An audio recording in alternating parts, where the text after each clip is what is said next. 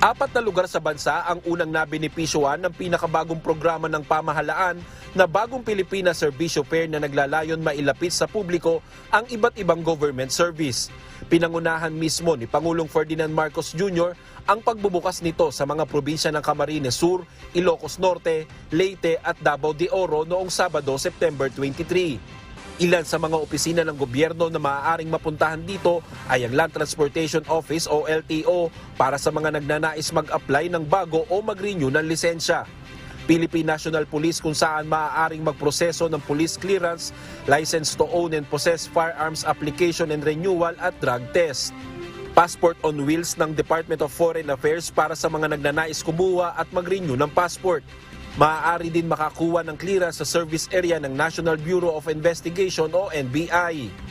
Sayang naman at napakagaling ng Pilipino kung minsan ay yung sistema, ang mga sektor, yung mga sa trabaho, sa agrikultura, lahat yan ay hindi talaga napapakinabangan ang mga husay at galing nila.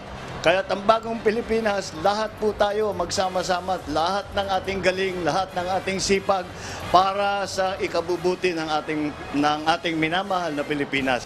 Sa ilalim ng programang ito, isinasagawa din ang pamamahagi ng iba't ibang livelihood at educational services ng pamahalaan gaya ng pamamahagi ng farm equipment, rice seeds at fertilizer discount voucher mula sa Department of Agriculture.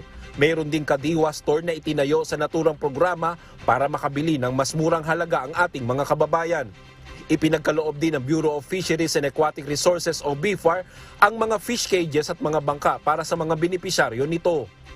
Meron din isinasagawang tulong panghanap buhay sa ating disadvantaged displaced workers o TUPAD payout mula sa Department of Social Welfare and Development at Certificate of Land Ownership Award o CLOA turnover mula naman sa Department of Agrarian Reform. Nag-award din dito ng scholarship grant galing naman sa Technical Education and Skills Development Authority at Department of Science and Technology. Sa kabuuan, umabot sa 50 programa ng gobyerno mula sa 30 ahensya ng pamahalaan ang isinagawa kasabay ng pagbubukas ng Bagong Pilipinas Serbisyo Fair.